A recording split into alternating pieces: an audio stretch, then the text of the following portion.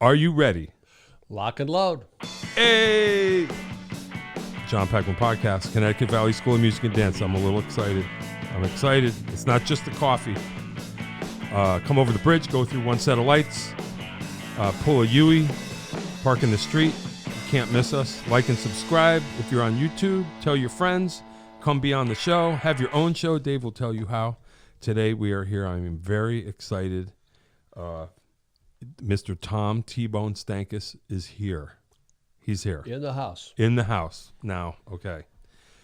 Some people ask me, how did my whole career begin, so to speak? It began here with him. This. You. It began, yeah. How do I even put it? I was nobody. I still am. No. No, T-Bone, one of the first people I ever played with for real, that got me out of my basement, in front of people, out of the house, out in the world. That was you. Yeah, it's been, and I, it's bad influence, I know. No. At 16, I dragged him through the bars. Actually, that's exactly how it was. All right. Well, I don't know. Before we get into that in me and you, but yes, one of my oldest, you're number one. Well, actually, Vic is kind of number one because Vic is the one that hooked us up. But That's right. But as far as people that I played with, you are number one. Number one. There he is. Wow. Yeah. Hey, always. The alpha from the beginning, the very beginning, right? Yeah. Sorry. I'm excited. Tell us what you're doing now, so we can, let people know who you are, and then we'll get into the whole story. Sure. Well, right now, I got out of the club scene back in '93, and I did years working all around the country, doing fairs and festivals and schools and libraries and theaters for kids. Sure. As T-Bone, I wrote a concept show called Camp Muckalucka, and it's kind of a cross between Steve Martin meets Bullwinkle and Rocky. And so it's tongue-in-cheek. It's fun for the kids, but it's all adult too. Not off color, but Sure. the older folks enjoy it too. But I've been phasing slowly out of that and working a lot with senior citizens, people my age. Sure. And I do solo in senior centers, nursing homes, and I just came from a show. I've been playing 9 years now with a friend named Brian Gilley on keyboards. Cool. He's out of Guilford, and we do all 50s, early 60s, and instead of the Everly Brothers, we call ourselves the Elderly Brothers. So perfect. We only pick songs that are tight 2-part harmony. Yeah. So it's fun. Beautiful. Yeah. Where did you meet him? I knew him from the circuit. We would go to conventions, and I'd see him do his 10 minutes of showcase in front of all the directors. Yeah. And then I would do mine. And I walked up to him one time. I said, "Look, I don't want to scare you, but Yeah. I can harmonize anything you're doing." I said, "I just name the key." And I said, "I know you could do that with what I do." I said, "We're the same, we're a year and a half apart." Yeah. I said, let's have fun. Just let me come over the house once. Let's rehearse once. And the next day we had a gig.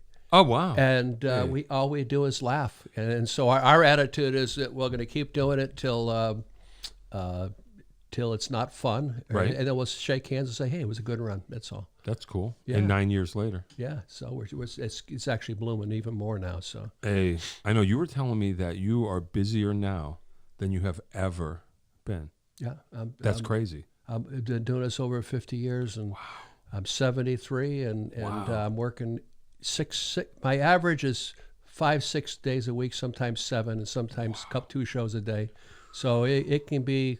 I can go 2 weeks straight with and do 18 shows. That's amazing. I guess the only difference is it's not like 4 hours. No, right? that's the whole gig. So that's the it's thing. a 1 hour gig, Wow. and That's great. some places I just walk in with a little suitcase amplifier, and some places we do when it's the duo, we always have the full sound system. But Yeah. when you're 2 people lifting, it's not bad. So it worked out. Yeah. Like you're still working. Yeah. Well, I can't golf, so I can't retire. That's right. Yeah. Imagine. Yeah. I never golfed. No. No, not my thing. Wow. Hey, well, that's cool. So you're just going to go until it's either not fun or I just love what I do. wow. And I like to eat.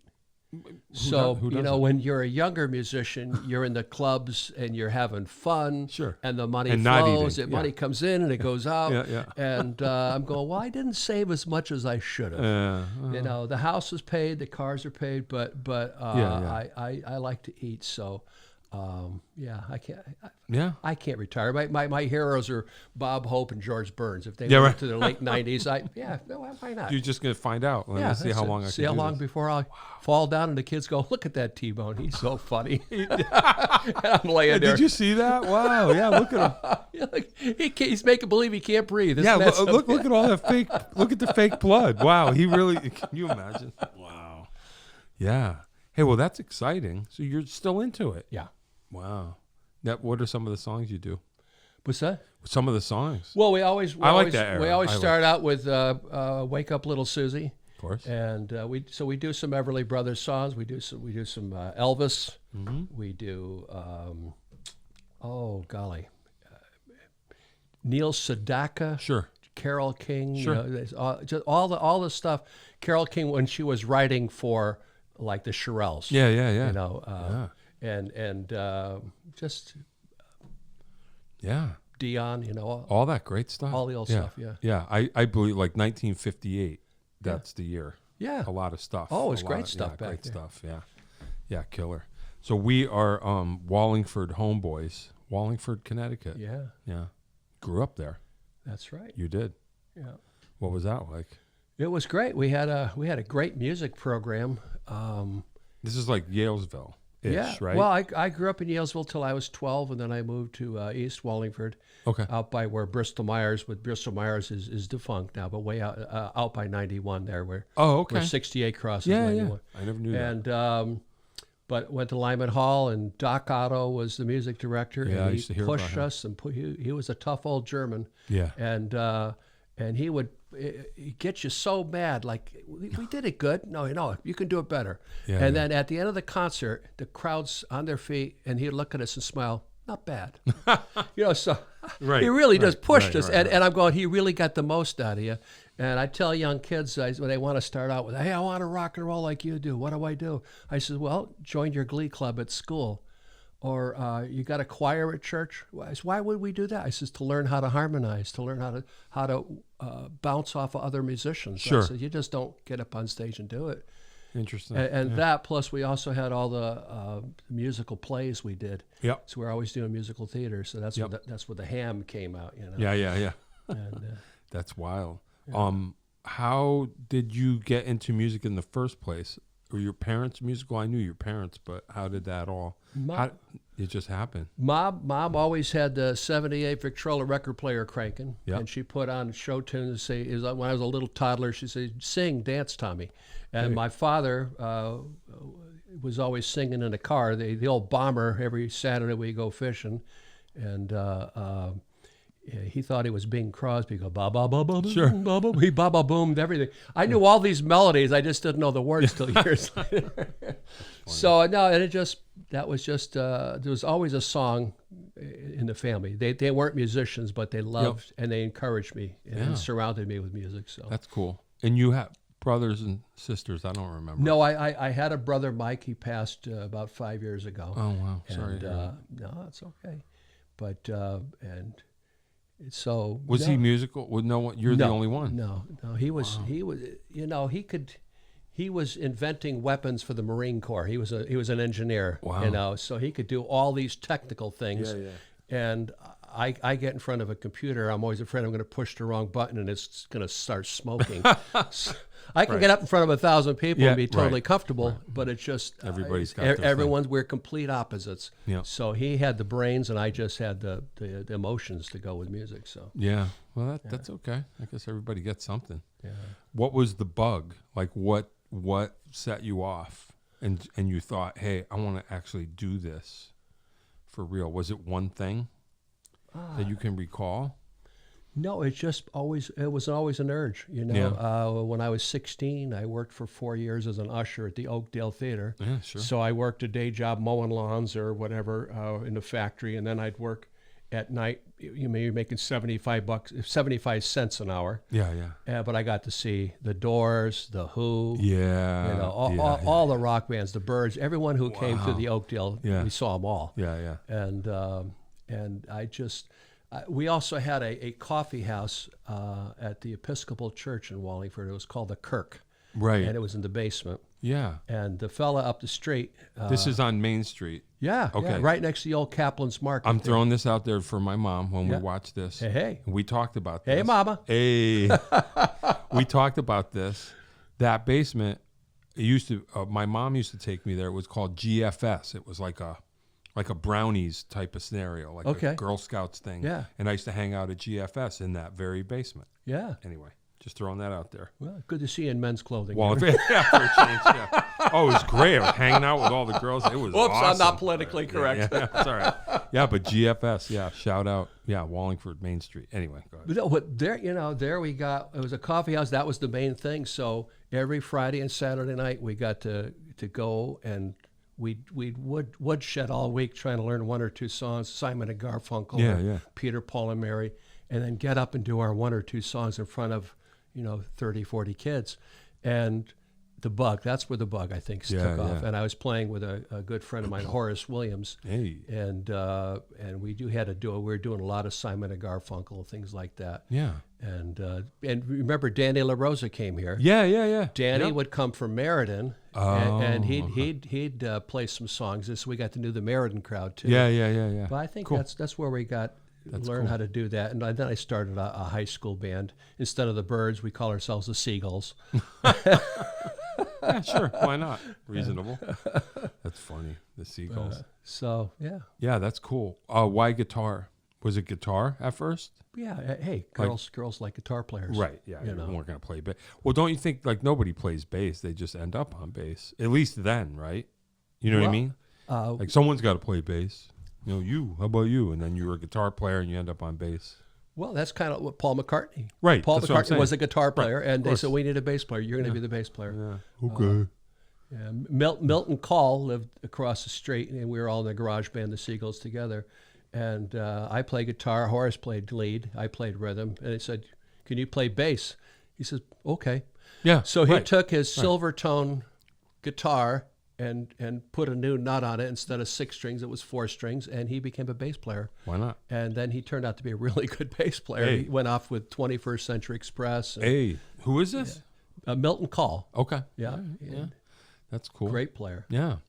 So you're tearing it up at St. Paul's, and then Went to college, and I got a degree in music. Okay. And hey, that's cool. Where'd you go? Franklin College out in Indiana. Okay. So I got the degree, and I taught in And your Wolf- parents were cool with it. They were just like, all right, because you were like, I'm gonna maybe be a teacher. Well, I So it told was a I thing. told them, I was going to go to Indiana. I got accepted at Indiana and also UConn, and I said, well, if I go to UConn, it's a big school. I'll probably party, and so I went out to Indiana and I partied. Right. Sure. But I got the music award at college. Hey. Of course, I was the only music major that year. All right. And the teachers were a husband and wife team, Sam and Nettie Hicks. Oh, wow. So we were out in the cornfields. Wow. But it was a good experience. Nice small town, and only 730 kids in the school. Wow. And came home, and 2 weeks out of school, my mother said, "Hey, I heard on the radio that they're looking for a music teacher in Wolcott." I says, "You heard on the radio?" Yeah. I said, "They got what's this?" I said, "Where is it?" The north part of Waterbury. I said, "Oh, I can't go there." Yeah, She said, yeah. "It's a city." Yeah. Wolcott's in the country. Right. And so I went there, and the guy said, "Okay, he says, skin your own cats. I don't want any kids sent to the office." I guess the last teacher had been pushed over the edge. Oh, boy. And the kids just drove her crazy. Really? And they said, "You take care of it. We'll leave you alone. You leave the office alone." So, Wow. it was cool, and the kids were great. I had a Oh, lot all of right. fun. So, I had long hair and a guitar, so so they didn't give you a hard time, No. maybe. All right. every once in a while, but nothing Yeah, serious. yeah. So you were the cool teacher. Yeah, Yeah. Yeah, that's kind of cool. How long did you do that? 5 years. Oh, wow. but I was working the bars at night. Yeah. And so I worked 3 or 4 nights a week. Yeah, right. I was with a group called Fat Tuesday back then. Right, And okay. we were the house band at this club, the Wooden Goblet in Waterbury. Oh. And I just found myself looking out the window more than the kids. Yeah, yeah. And who all was in that? And I'm trying to put it together. Horace played lead guitar. Yep. And Gary Henry on drums. Yep. Tommy Warziniak on bass. Yep. Doug Schlink on piano. Okay. And Doug was the original guitar player for the Scratch Band. I don't know if you know. Oh, okay. Yeah, This is all making sense. And myself. Yeah. And that was kind of after the Seagulls, like that was when you were like hitting it. That was after Seagulls were in high Fat school. Tuesday. Then I went to college, and then that was 73 to 76. Yeah. We were the house band every Tuesday night. Hey, that's cool. But it was cool to play there, and we just called it swamp music. Anything Right. we played was our own thing. If we covered a song, we made it our own. It was usually had like a little R&B feel to it. Yeah. And but we got to back up Hound Dog Taylor, John Lee Hooker, Mac Guitar Murphy, James Cotton. Wow. All these guys Yeah. came through. They were doing the Chitlin circuit. I got you. And then a year or two later, they all ended up in the Blues Brothers movie. So Right, right, right. So that's where I got the nickname T-Bone. Gotcha. Was Gotcha. just, Who the called you that? The bartender, he said from now, Barry Erickson, that was his name. He, I guess, was John Lee Hooker's backup band didn't show up. Their truck broke down in Massachusetts, and there's 400 people in the club, no sound system, no band. So we had played Tuesday night, and it's Wednesday, and the bartender says, "You guys still got your sound system in the car?" And I said, "Yeah, it's still out there. I just came out of a PTA meeting. I'm still in a tie and jacket." So we set up the sound system quick, and the club owner says, "Mr. Hooker, you want these boys to back you up?" I said, "Sure." So I played harmonica. I took my jacket off, loosened my tie, and I played harmonica. Hey. Horace played guitar, lead guitar, and Hooker just played rhythm. And Yeah, sure. boom, boom, boom, Yeah, boom. yeah. And at the end of the night, the bartender jumped over the bar, said, "You're T-Bone Tom from now on." And Horace became Howlin' Horace Guitar Williams. That's right. Now I remember. Fine. So Fine. It was fun. That's cool. So that's how it all started. It just stuck, nicknames. Everybody in the band had a nickname. Ours just stuck. So That's cool. I figure kids can't, now when I'm working with kids and stuff, they can't remember Tom Stankus. That's a hard name to say. Right, So right. T-Bone. T-Bone. Yeah, that's fine. Yep. So Fat Tuesday's tearing it up, and you're teaching school, looking out the window, trying to get out the window. I guess, right? Yeah. And then, I mean, I don't know. It's not about me, but I don't remember when so that, and then what did you do before I met you? Okay. You were around because there's Yeah. existential blues. There's all Well, that. I left teaching in '77, Okay. and I was in a, Were you like fed up or not? Not really. You're just like, what's the point? Or like you weren't like you didn't quit. Like I'm never gonna do this again. You just started to play more. I figured I'll stretch it out. Yeah, yeah. But teachers were making. So I started at 7,000. After 5 years, I was making 10,000. Yeah. And the year after I left and went into the clubs, I made 25,000. Yeah. So right. I'm going, you're just okay. Like, yeah, and yeah. and back in '77, that was real good Sure. money. Yeah. Of course, I don't have anything to show for it. Well, you got stories. Well, I have stories. My friends tell me the stories. So, but no, I got out and I started knocking around the clubs. And one time I was just going through a bad management situation, and I won't get into that, but Sure. it just got out of that. And my girlfriend and I were breaking up, and I just, I was tired of people come up to me at a bar, and this was in the 70s, like, "Hey man, what are you really into? What's your sign?" And, Right. I just had it up to here. So I decided one morning, I just woke up and I just started writing anything that came out. I just wrote it down and rhymed it. I didn't try to edit it. Wow. It was just a tone poem. Yeah. And I just, all the way to school, I'm kind of driving and jotting it down. I'm on bus duty, writing it down, just as I'm getting ready to leave teaching. And that night I got up on stage and I did 3 verses. And I said, well, existentially speaking, this song doesn't exist. I'm not here. You're not here. There's really no reason to continue. So thank you very much. Good night. I took a bow and walked off the stage, and I got a standing ovation. Funny. And I said, what's that all about? Yeah. So people started, hey, can you do that Do that funny thing. song? So it evolved over 3 or 4 years. Just on stage every night, I would ad lib a go into joke, this throw it thing. against the wall. If it stuck, I'd sneak it into the song, and it just kind of grew. Wow. And grew, and That's kind of wild. so I recorded it, and as people were asking for it, I said, "Yeah, I'll sell a lot of these." Only to find out that after I printed 5,000 45s, that 45s were no longer cool. Oh, Everybody went to albums. Oh boy. So I got a whole garage filled with 5,000 45s. Yikes. And a young student down at Southern, he was a radio DJ, Charles Rosenay. Okay. If you've ever heard of the Beatle conventions, Yeah. he's the one that puts all Yeah. that together. Yeah. And he sent it out to Dr. Demento out in L.A. Sure. And I got a letter that says, "You're number one on Dr. Demento." I says, "Who's Dr. Demento?" Yeah. I had never heard of him. And so Wow. it was a fluke, an Yeah. absolute fluke. Yeah. And next year they flew me out to L.A. and I performed in front of a couple thousand people at this place in Reseda called the Country Club, and everybody was singing Existential Blues. I said, "This is a sing-along," and they sang along. Whoa. And it's a 7-8 minute long song, and, Yeah.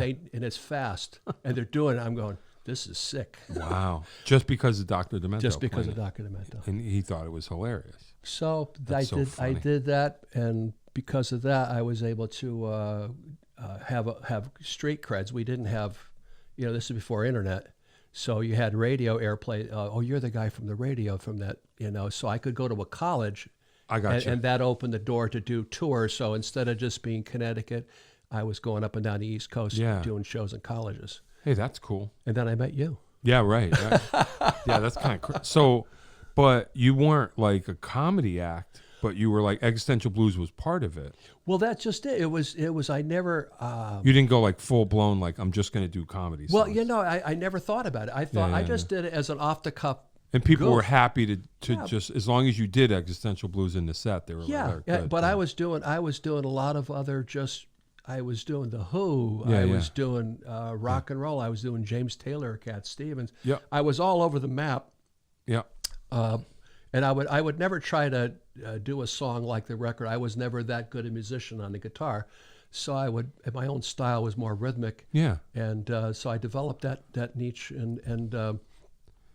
But as that took off, then I started writing more parody songs. I figured, why not? Right. Yeah. And could it so hurt? from 80 to 90, I was writing stuff and sending it out. So right now I have a whole album's worth of Finally. 12 songs that were, Imagine after all that. and now people don't buy CDs. Existential Blues. I'm going to tell you the ones I remember. Yeah, There was Hardcore Granola. yeah, Right. yeah. Well, I don't know if I might have done. Well, we did Existential Blues Part 2 at some point. Yeah.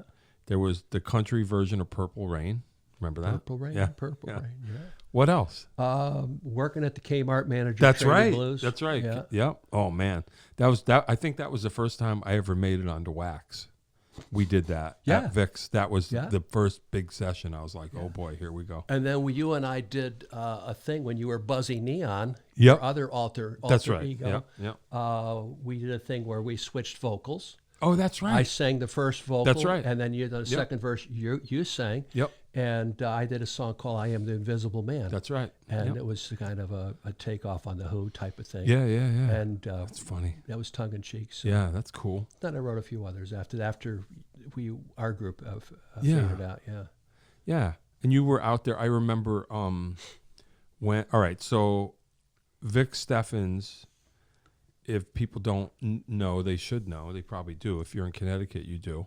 But he was my drum teacher from when I was a little, younger, 10, 11. Started taking lessons from him. And then he would always be like, you got to get out of the basement. You got to play. You got to play. I mean, I played with some people. And I think you were the first. What did he tell you? I mean, I was like 15 or 16. And he's like, hey, there was this guy, and I remember you made a record. It was like a live record. Yeah, it was called Tom T-Bone's Stankus and Friends. Yeah. So that I learned some of those songs and whatever. And he was like, you play with this dude. And I was like, okay, whatever. I guess I'm ready. Yeah. So what did he even tell you? I was working with Steve Klunk on bass. Right. Who's a great smoking bass player. Sure. He lives down towards West Haven by Vic. Yep. And you guys are like doing a duo. We're doing a duo. And Vic, I said, gee, I'd kind of like to get a drummer, kind of kick it up a little bit. He said, I got a kid for you. I said, okay. And I met you at Suburban Market parking lot in Yalesville. I will never forget it. And I gave you, I think, a cassette of some of my songs. Okay. And you said, when do we rehearse? I said, I'll pick you up Friday. We're going to the gig. That's right. I do. I mean, I do. I've been to that parking lot, and in my mind, that's where the journey began for me, is right here. Yeah. The blue van pulls up, and there's some dude, and it's you. Yeah. And I'm thinking all the time, my parents told me, don't go near the van with strange people, and there you are. Yeah. Yeah, he said, I'll pick you up on Friday. I remember, I know we talked about this, but the first gig was the Tamarack Lodge in Voluntown. Out in the eastern part of the state. Yep. Yeah. And showed up, me and you, I put my drums in your van.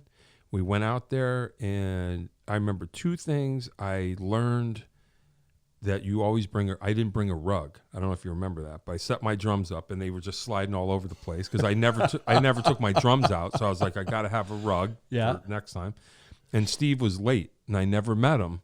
And he just came in immediately, like we were ready to start. And he just came in like a mess, set everything up, said, hi, I'm Steve.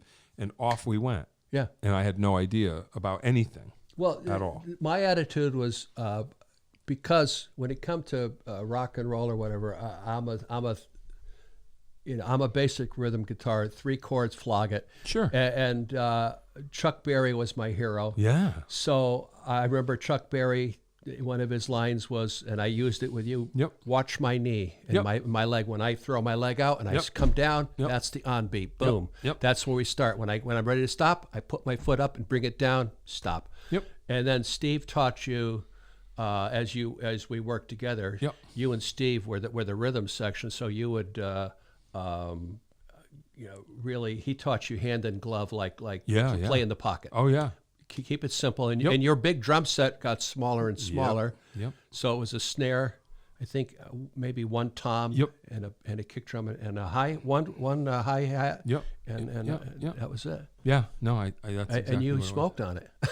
Well, I mean, I don't know if you remember, or even if you ever knew, but yeah, with Steve, I was young and playing kind of a lot of the wrong stuff, and I remember Steve would just be like, "Listen, it all comes from him. I'm playing notes that his guitar doesn't reach, that aren't low enough, and you're playing the rhythm that he's playing, and that's it.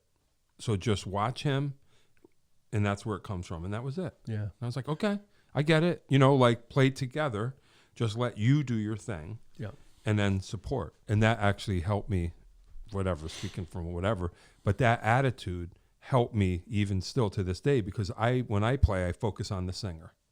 Okay. Because that was what I was told to do when I was young enough to just go, don't try to impress me with whatever. You focus on the dude up front, and that's it. Yeah. And I was always like that. That's why people still, they know that I'm just there for the thing. And then, if we yuck it up on the margins or whatever, that's fine. But I was always focused because of that, and that was you. You taught me that, you guys. But it was fun is that I knew you were, I was enjoying your creativity. You had a lot of Stuart Copeland. Sure. And I loved the Police. Yeah. So I loved and you had a lot of creative bounce and stuff. So for the folks out there that don't know Johnny, we'd be in the middle of the show and I say, let's go to Nirvana. Yeah. Which you go to Pittsburgh and hang a left. Pittsburgh, Nirvana. Yeah. And next thing you know, you'd be playing your drum set, standing up and playing around the rims. Yeah. And then you'd be going up the mic stand in front of me. Yeah. And then you'd play along the floor and up on somebody's table and around the chairs. Sure. And the people are going, what? And it was just a show. And I'm looking for Nirvana. And we were and Stevie would go off with these bass solos. Yeah. I'm not a lead guitar player. My lead instrument was my harmonica holder. Right. And I had that through a fancy setup microphone that went through a rolling chorus echo, and it was just fat. You still have that thing? Oh yeah, it's worth some bucks. That's what I'm saying. So when you ready to do the auction here, yeah. sell all my dinosaur equipment, but you know, and then once in a while we'd have a lead guitar player. So that was the Front Porch Rockers, was whoever's playing lead that night, and whoever you know. Yep. But it was just a good rhythm section. Yeah. You know, that's all. No, it was great. No, I learned pretty much everything. I mean, when I think about it, so when we had a lead guitarist, it was Horace, which was cool. That was a whole other trip. And then in the time I was with it, Tony Richards came through. Right. And then I later went on to play with him in the K-Man band, which was another huge step. Bert Teague, monster, was a guitar player too. Yeah, you know, and that was when I first met him. So, and you know, he was a big deal for a long time for a lot of people. And I met all them through you, and probably more Tommy McGregor. Yeah, Mac the Whack. Yeah, probably more that I'm forgetting. But you know, those are I kind of got passed around through a lot of people because of that gig. And who was a young fella that you went to school with who played bass? Oh, Andy Dugan. Andy Dugan. Yep. When Steve, Andy would sit in when Steve couldn't play. Yep. And so again, people say, "Who's the Front Porch Rockers?" I said, "Who's ever on stage with me?" That night. That's the band. That's fine. You know, and it was and we played music. It wasn't like we had to rehearse and get all our starts and stops just perfect. It was like, let's play, let's have fun, and let's create it. Every night we played it differently. Yeah, the song, so it made it fun. I was into it. Yeah, it was cool. It also taught me, which I still use. I'm still a good ringer. I'm not like, well, I like to rehearse if I can, but trial by fire was always my thing. So I still get calls of like, oh, he doesn't need to rehearse, just do it. Mm-hmm. And because of watching you guys, because I wasn't like buried in my own thing. I just learned to play and watch all the time, and that's still the skill that I get called on now because of that. Well, I love working with Brian Gilley now. Brian, I have a tendency to play on top of the beat, which means I tend to pull a song a little faster. Oh. And when I play with Vic Stephens, great drummer, but he's fatback. He's like he's behind the beat. Yeah. So we're going like this. And so it's all the different styles and the nuances. You know, it's But and you guys are you and Brian. Brian is like. He keeps me honest. He's a metronome. Oh, yeah. Because first of all, he's a great piano player, but he started out as a drummer, and he was a really good drummer. So he got the thing. So he said, Tommy, I says, all right. I says, you're going to teach me to slow down because I talk. I love my coffee. So he slows me down. I says, keep me honest. Yeah. I says, you count it off for the start of the song, and then he plays a little click pedal, which is like it's a smoke and slapback drum comes through the sound system. Oh, cool. And so we have that we're not using a drum machine. He's playing it with his foot. And I said, I'll listen to that, and I'll listen to you. And he teaches me, and we listen. And now the harmonies, I never, Stevie and I were like that with the harmonies. Yeah. And working with Brian is the same type of thing. It's just really, that's cool. It's fun. Yeah. It's fun to play music. Yeah, right. And now that I'm older, I can actually play some of these riffs I never could when I was younger. Hey, finally. Yeah, I know what you mean. And then my second gig was Patty Martin's. I remember that. Those were the 1-2. Yeah. The second night was there. And then what other clubs? There was the Barn Cider. Oh, yeah. Remember? That was a big one. And I got that on film, and I'm going to get you that. Ooh.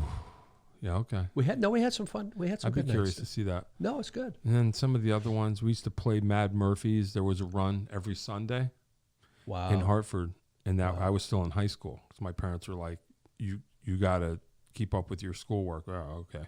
Yeah. And I would play every Sunday and then roll into school on Monday. I remember that. Well, I'm trying to remember. But you were a good boy. You weren't drinking. No, actually. You were a good boy. Actually, I was. I didn't drink. I never even had a taste of alcohol till I was like 26 years old. Yeah. So even in all that mix. You didn't miss anything. No. I just didn't care. I mean, I don't know why. And it wasn't you guys because you guys didn't really drink.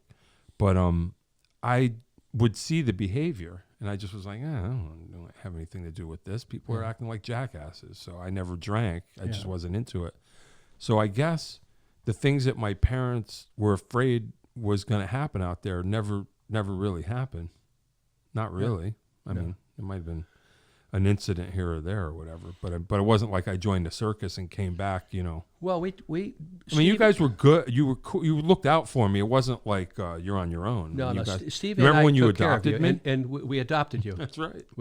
I I still have that somewhere. had a friend who was a lawyer, and I went down and said, I got to get some adoption papers. He said, what are you adopting? I got to adopt my drummer. Yeah. Well, and so we did it formally, and we adopted you. Mother Bone. Mother Bone. Yep. Yeah. No, it was cool.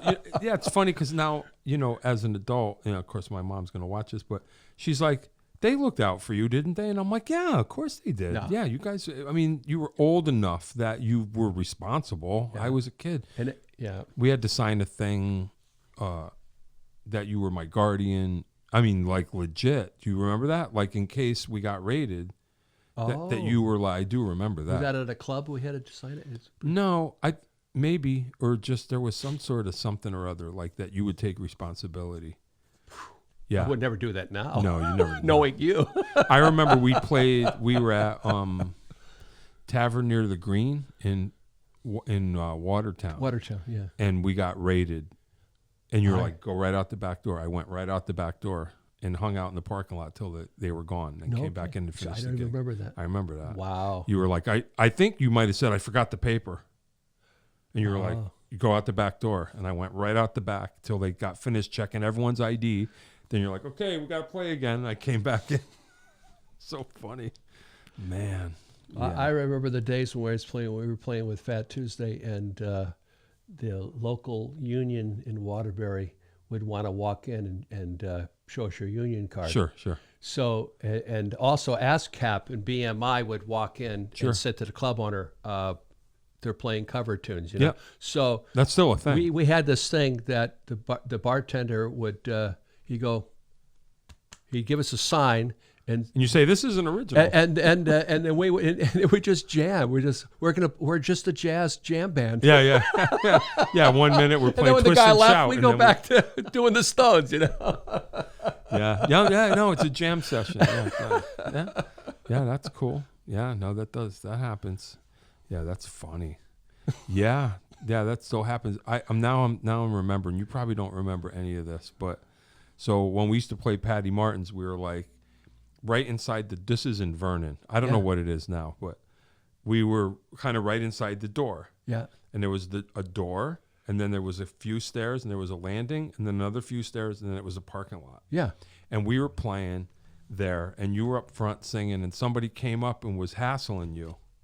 They came up, I don't know what they were doing, but they were getting rowdy. And one of your friends, Steve Malinowski. Okay, so you remember this. He just went, and he went like this. And the guy went out the door, down the stairs into the parking lot, just like that. It was just like, phew, and he was gone. And it was like, okay, so anyway. Yeah, we just kept playing. But I remember it was, So you remember who that was. So you do remember that. Steve was a great guy. He was a great, he came out all the time with his friends. And we had some loyal fans that came out all the time. It was fun. Yeah. It became family. I tell people, we didn't have a lot of fans. We had more friends. Yeah. And then it became like a family. It was an experience for me, that's for sure. It was a hoot. The Thomas House, too, now that I'm thinking of joints. That was a big deal. Yep. When I was playing with you, it was like you guys did like, there was a big Vermont thing. Like everybody moved to Vermont or something. I remember when I first joined, it was like that had just happened. And then you were still doing Stark Stock. We used to go up to Vermont. Well, I was living in Meriden with Horace Williams. We were sharing an apartment back in the late 70s. Okay. No, the mid 70s. And I says, I'm just having a bad. I just broke up with my girlfriend and I was feeling low. He says, if I were you, I'd go up to Vermont and buy some land. And I said, yeah, I like Vermont. I'll take a drive around. And I found 12 acres looking at the back of Sugar Bush, Mad River Glen, right of the Appalachian Gap. stunning. Yeah. And they wanted 17 acres. They wanted 12,000. I said, I can't swing it. Yeah. And so I talked to the boys in the band. So we all ended up buying it together. Oh. And then the guys started building there, and I cleared out some land to build a cabin. And I realized that there's a bumper sticker with a half moon, and it says "Moonlight in Vermont or Starve." And I realized all those guys, Horace and Gary and Tommy, were all surveyors and carpenters, and all I knew how to do was play music. And if and the only time you could play music up there was happy hours during the ski areas in the winter. Gotcha. Summers there's no work. So I sold out my portion of it, came back to Connecticut, but we would have a party, and we call it Starkstock because we're in Starksboro. Yeah. So we did that for, I don't know, 13 years. Yeah. And all our bands. And Horace stayed up there. Horace stayed up there. Gary stayed up there. Okay. Tommy. And so where Starkstock was, that was your whole patch. Yeah. That's what you're saying. Wow. That was, we all owned that land together. Yeah. Wow. So we built a stage with a big roof over it. Rain or shine, the music went on, and we get 200 or 300 people up there. And then we'd started bringing other bands and other folk musicians. Right. Louis Collins and Bill Loff and some monster guys. Some guys came down from Canada, and they did jazz. It was a whole. Yeah. It was a festival. It was fun. I remember it. I went at least once before, but I remember I went the day after I graduated high school. Oh, I graduated high school and got in the van, still in my cap and gown, and went up there and spent the weekend. I remember that. I mean, that's my high school graduation memories are going up to Starkstock. That was your high school graduation party. It was. Yeah. And it sure was. It was quite an education. It was. It was. And we took, I went on a glider ride with Steve. You remember that? Yeah. We went up in a glider. Yeah. I mean, anyway, it's not about me, but I remember, I think the first time I went to Vermont was with you guys. Yeah. I had never even been there, and it just blew my mind. I was like, this is here? Like, it just, once you get there, and it's just mountains and mountains and mountains. I didn't know that such a thing existed. I had never been there. Yeah. And it was like, wow, this is cool. And just that whole vibe up there stayed with me. You know, there were a lot of good musicians up there. Yeah. We weren't far from Burlington. And Burlington had all the colleges. Yeah. So they had a lot of great musicians up that way. So yeah, it was kind of cool. The Vermont scene. Yeah. But everyone sold out their pieces of port. None of us own land up there anymore. We all moved off to different places, you know. Well, it's all good. It happens. It happened for a while. Yeah. Rick and Robin, remember? They were the neighbors. Yes. Remember that? Yeah. Yeah. Gosh, you remember more than I do. Yeah. I've only got 50 years on you, probably. Well, no, I don't think so. No, not that much. Yeah, that's cool. And then, yeah, I think I just kind of moved on. I mean, I think once Steve wasn't in, it just, I don't remember exactly what happened, but I ended up with Tony at some point. Yeah. And that became my thing. Yeah. And Howard was in the middle between you and Tony. I worked with Howard. Yeah. And that was kind of what started. You working with 8 my, to the Bar? Yeah, that came after Tony. Yeah. Oh, okay. Yeah. All right. It was know that. Okay. basically for anyone keeping score, more or less. But also Pierce Campbell, I played with very early too. Yeah. And that's where I played with Mike Newton, who I only knew from the back of your album. He was on the album. So there was Pierce and you and Harvey Thurrett was another one. I used to play gigs with him. Yeah.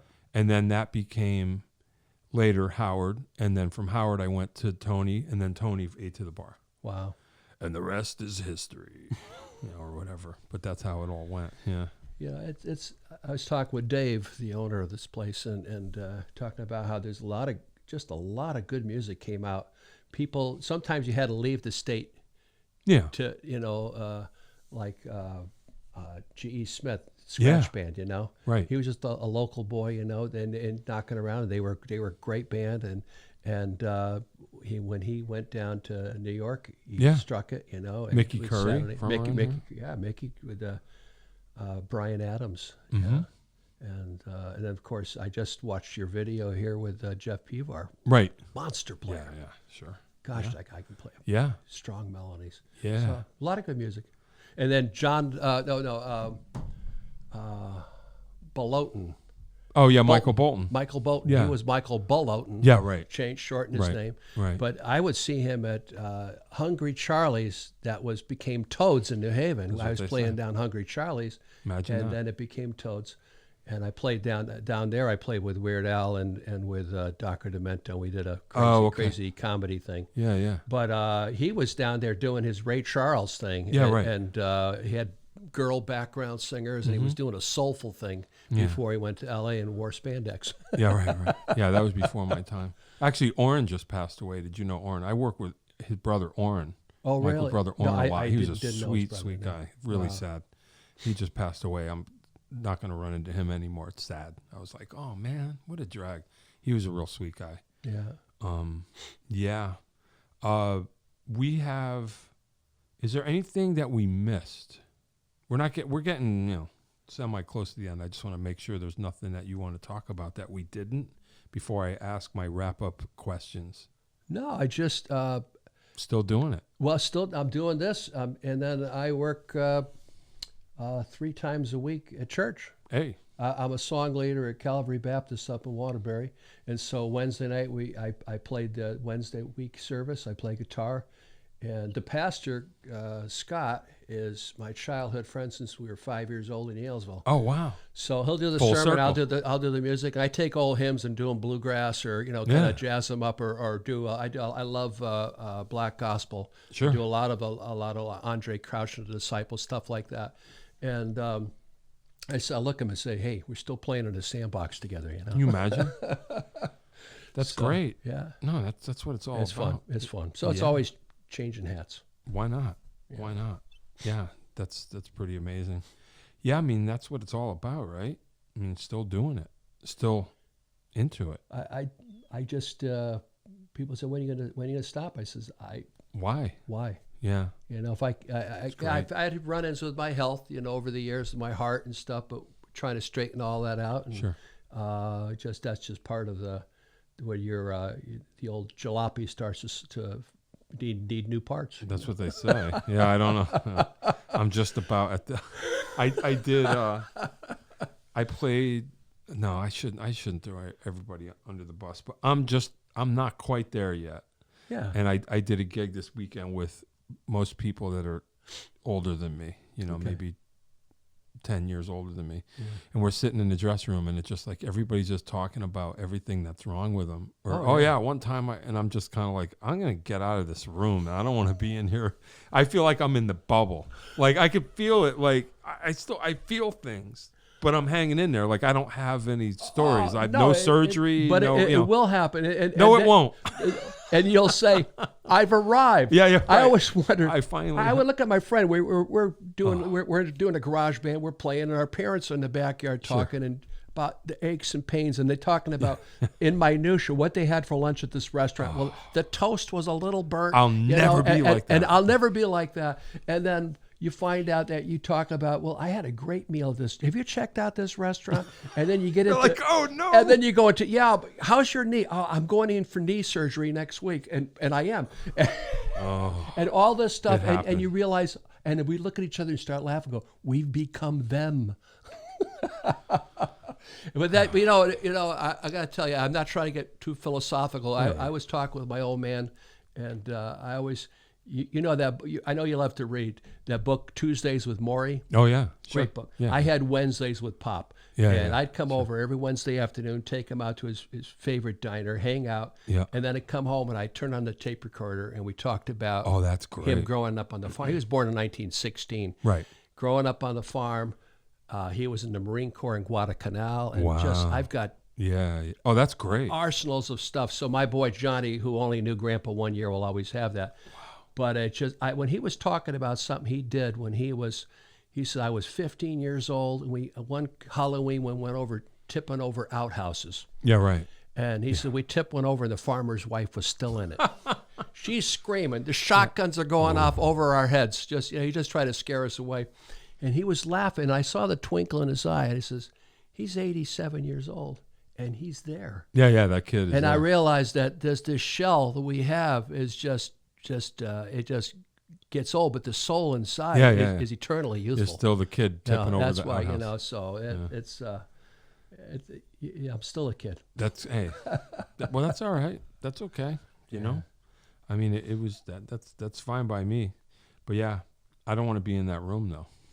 You know, I'm just like, I'm gonna go in the other room. This is creeping me out. Well, my brother used to call it when he was moved to Florida. He says, "Look around you. This is God's waiting room." I know. I mean, I don't know how to feel about it. I mean, like you never know what you would change. But like, you know, my dad died relatively young, so I didn't. I obviously wish that didn't happen when it happened, but I never got to see my dad get old, so that was kind of okay, Mm-hmm. You know, I'm just like, all right, because I don't know if he would have been a good old man. It's hard to say, but your pop Russ was great. He was cool. Yeah, he was a cool guy. Yeah, no, I mean, you guys looked out for me. I don't know, you know, I'm sure it wasn't easy for them to send me into the van. No. But the van was okay. Yeah. The van was a good place. I used to have a lot of good times in the van. All right, you ready? The little wrap-up questions just in case. Go for it. Okay. Desert Island albums, a few that you could listen to only forever. No, a handful. Okay. Crosby, Stills, and Nash first two albums. Sure. Tapestry, Carole King. Hey. James Taylor, Sweet Baby James. Hey. And Judy Collins, Who Knows Where the Time Goes. Oh. Classic. Don't know that one. Classic. I'll Judy get into Collins. it. And when I think about Led Zeppelin, we were talking about Led Zeppelin, the first two albums. Yep. That genre, 18, 19, 20, when I was in that era, that's when music really said, and I said to myself, yeah, I'm gonna do this. Cool. And I can listen to those ad nauseum and never get tired. That's cool. You know. Yeah, that's good. But there's so much stuff out there. We're so bombarded with media now that I just it's hard to know. I turn on the old 8 tracks and you know what though? I have these conversations too because as I get older, I think the good news is it doesn't matter now. You could just listen to what you want and nobody even judges you. It's not like in the old days, if you listen to old music, you go, well, you're into oldies. I think everybody's into everything now. Yeah. So if you like it, you just listen to it, and no one's even going to label you. I listen to old things, and it's almost like it's new because nobody cares. There's no judgment. It's everything all at once. That's what it feels like. For me to do what I'm doing now with Brian, with the Elderly Brothers, is I'm finally playing the songs that when I heard when I was 12, 13 years old, and going, yes, that's great. Yeah, I can play it now. Yeah, I couldn't back then. I could enjoy it, but now it's like this is fun. I can actually play. Hey, well, that's cool. Yeah, that's great. Yeah, that takes a while. Oh wait, before I forget. Yeah. So this is what I owe to you. All right. Elvis Costello. Ooh. Didn't really know. And I would play with you, and there were a couple of songs, and I was like, this is cool. Who does this? And you're like, this is Elvis. And you gave me that first record. All right. Which set me on a whole thing, a lifetime thing. Sorry. No, that's fine. I knew I was a little bit into Prince, but you were into Prince. You were like, I would come over to your house, and you would be playing Purple Rain all the time. And you're like, this is a great album. I got into that because of you. Also, Joe Jackson, pretty much because of you. I love Joe Jackson. Yeah. I got to open for him. Hey, see what I'm saying? Did I ever tell you a story on that one? Go ahead. I'm at the Oxford Ale House in New Haven. 79. It was November of 79. It was one of his last concerts, and he's going back to England. 300-400 people packed in this club. I'm an opening act for half an hour. Yeah. And I'm going on there and I'm rocking out, and I'm going to give him with everything I can, fade away on guitar as fast and loud as I could. Of course, I break a string. Yeah. My sound man would come up in 26 seconds. Bouncing Bill McKenna, the sound man, would change that string, and the crowd would go wild. And some guy, they're all punkers in black leather jackets. One punker yells out, "You mean they paid you to play?" I said, "Yeah, and you paid $6.50 to listen, so shut up." Yeah. And the crowd went, "Yeah." And I'm going, I survived. That's awesome. But yeah. But Joe Jackson, and we were both into the Police. The Police were huge back then. Yeah. That was the I was waiting for the next Beatles, and the Police to me was the next Beatles. I kind of think so. You know, it was just so unique. Yeah. And 3 guys, so much sound coming out of 3 guys, and it was like, wow, what is this? Yeah. No, I was really into the Police. Yeah, that's cool. But you know something? What I'm upset about, Jon Peckman, is that Pecky is that I had to come down here today to be on film. Yep. To get caught up with you. You don't call, you don't write. Yeah, well, you forget the old man, you know. You know what? I got feelings, just you know. send me some jerky. I'll get the message. Here you go.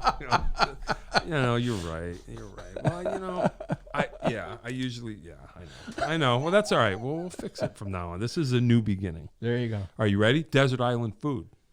Desert island food. Yeah. Whoa. You know, give me a Greek salad. Hey. When I'm on the road, I look for a Greek diner because they make the best. Gotcha. You know, souvlaki and Gotcha. moussaka, and I love all that stuff. Okay. Anything Middle Eastern food, I just love. Nice. I love stuff like that. Yeah. Yeah, that's pretty groovy. What can you think of one particular show that you saw that set you on a path that you were like, hey, this, like it made sense? Oh wow. You know. So many. Yeah. This is you know. wow. I triggered you. Well, if you read the archives, I'm the one who booed the Doors at Oakdale. Is that right? Yeah. Tell me about it. What do you mean? Morrison was just doing his thing, and I'm it's the Doors. This is great. You know, we're going to hear their music, and there are two poles that held up the old circus tent. Okay. And he starts rubbing his leg up and down. This feels good. And I says, boy. Hey, jerk, play the music. And we all start. All the guys were all the ushers that were all heckling. Hey, play some music. Hey. Wow. And so if you read archives about what happened in Connecticut, there'll be this thing. He got booed at Oakdale. That was us. Now that's funny. Now see, Jon Peckman podcast. You're not going to hear that anywhere. Yeah, that's wild. You know, it's funny. Talk about the internet. Because growing up in Wallingford, you know, I was younger, but I always Oakdale was up on the up in the hill. Up on the hill. And I always used to hear when I was a kid, oh boy, Led Zeppelin played here. You could hear them all over town. The Doors played. You could hear the Who played. And I was like, they never played there. They all did. They all obviously, because now you can just look it up and you're like, hey, yeah, they did. Yeah. Tony, the security cop. There was one cop. Ooh. He was an old. Can you imagine that? A retired cop, a big bear of a guy, and the Who play, and at the end, they start smashing the guitars and stuff, and then. He gets up on stage. All the kids storm the stage and start helping the Who destroy their equipment. And wow. And Tony's going, no, stop. Yeah. I can't hit all of you. They're grabbing guitar strings and drumsticks. It was a hoot. Yeah. So you saw it. Yeah, you were there. No, it was fun. You know, Led Zeppelin played there too. They played the same weekend as Woodstock when I was up there. See? Yeah. So you were at Woodstock. Oh yeah. Talk about that for 2 minutes. I sat in the mud and I ended up in Life magazine. I naked under a waterfall. And your parents must have been proud. The water kind of sure. So nothing was seen. But there I was with my buddy, and we're all, everyone's lined up. We're all taking turns to get under the shower. As an example of this generation, yes, how terrible. Yeah. And I brought home. My mother said when we got in, I was just covered in mud, and got home Sunday night, and she said, "Take off all your clothes in the garage." So I did, and I left them in a pile. And the dog, somehow, our dog got in and started rolling around the clothes. The next thing you know, he's covered in ticks. Oh. And they hatched, and they went all over. You pull back the sheets on the bed, there are ticks everywhere. We had to bring in an exterminator to put bombs and stuff. Ticks. And the guy said to my wife, he said, "Ma'am, I don't know how to tell you this." He said, "But these ticks aren't native to Connecticut." So we had to stay in a motel for 2 nights. I never heard the end of that one. You booed the Doors, and you brought the notorious, the upstate blue tick pandemic. Right here to Connecticut. See, this is history. And now I'm a Baptist songwriter. Hey, it happens. That's funny. That's wild. Wow, so that was you. It's all good. That was you. It's all in Life magazine. Wow, cool. Well, you know, I will call you more often. I promise. That's good. You know, you're still my buddy. Hey, Right. that's fine. Good. I'm glad. You're very, very important to me. You know that. Yeah. You're number Back one. at you. Back at I you. mean, I don't know what I would have. I mean, I'm sure something would have come along, but I learned many, many, many things from you guys, from you and Steve. So I appreciate it. Love you. Love you too. I'm glad, All right. glad to say it. I'm going to press the button. Are you ready? And everybody out there, tell everybody about Jon's podcast. This is a great place to hear all the musicians here. So That's right. Yeah, check we're it out. Getting the whole story together. All right, get ready. Ooh, Jon Peckman podcast, Connecticut Valley School of Music and Dance, beautiful downtown Portland, Connecticut. Come over the bridge, go through one set of lights, pull a Yui, park in the street. Come on up. Have your own podcast. Like and subscribe. Tell your friends. Tom T-Bone Stankus, the number one, was here. The root. You're the root. You're the root of this. Poppies, poppies, poppies. That is all.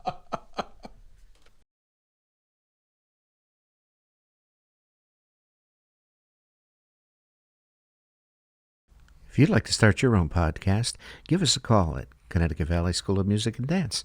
Our professionally designed podcast space is here for all your recording needs. Rent out our studio to do interviews with up to 4 people, to record audiobooks, social media content, and all other recorded material. Our rentals include a private studio along with our professional-grade podcasting equipment, and we can customize your output to whatever your needs are. We also have green screen capabilities, which will expand to video capability if you so wish. So check us out here at convalley.net/podcast.